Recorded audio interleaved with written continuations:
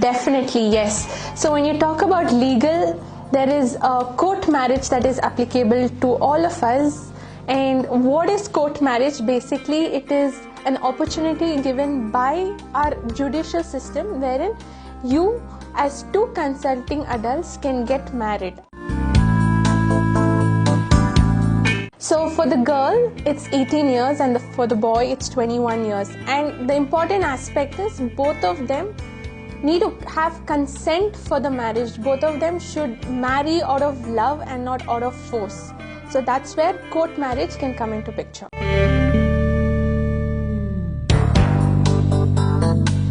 So yeah, this has always been a very controversial topic in our country where, caste marriages are always promoted, inter-religion marriages are always promoted.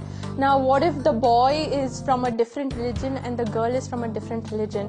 So that's why court marriage came into the picture. Basically, this was the sole reason why court marriage was brought into action, because there was a lot of conflicts between two parties as of how they would get married, in a Hindu manner or in a Christian manner or in a Muslim manner. So with court marriage, given to you, you can just go to the marriage registrar, register your marriage and get married in a very simple, normal way without having conflicts of which tradition the marriage has to take place.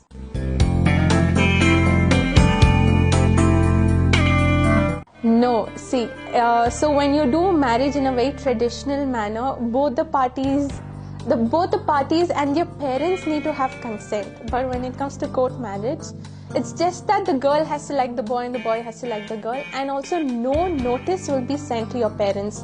So if you are of legal age of marriage, that is 18 for girls and 21 for boys, with just this you can approach the registrar of marriage and get your marriage registered. Talking about the steps, the first thing is you need to write in an application at the registrar of marriage, and the second most important thing is one of the couple needs to reside in that particular area for more than 30 days. So how do you prove this 30 days? Maybe through rental agreement or through your BPL gas bills or anything that can prove that you stayed here for 30 days. Any legal document that can prove that you've been here for 30 days. And the third thing is you approach the registrar of marriage and he will take in your application and he will put up an objection in his office for 30 days. So if anyone is against your marriage, they can raise an objection in the registrar of marriage.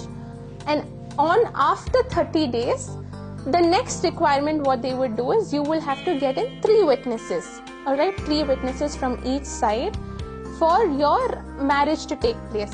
So witness is necessary because in presence of witness, your marriage becomes more legally valid. So that's why you need to get in your 3 witnesses. And at the end, once the marriage is done, a date is given, a date is fixed, and then you walk in and then you get yourself married and a marriage certificate will be given to you.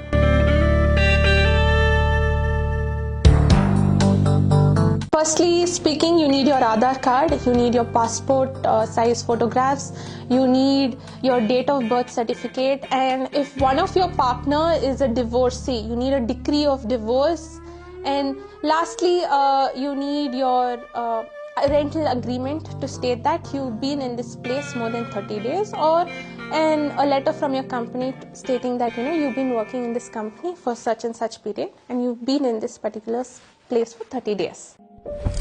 For best entertainment, subscribe to Red FM Bengaluru page. For more updates, press the bell icon.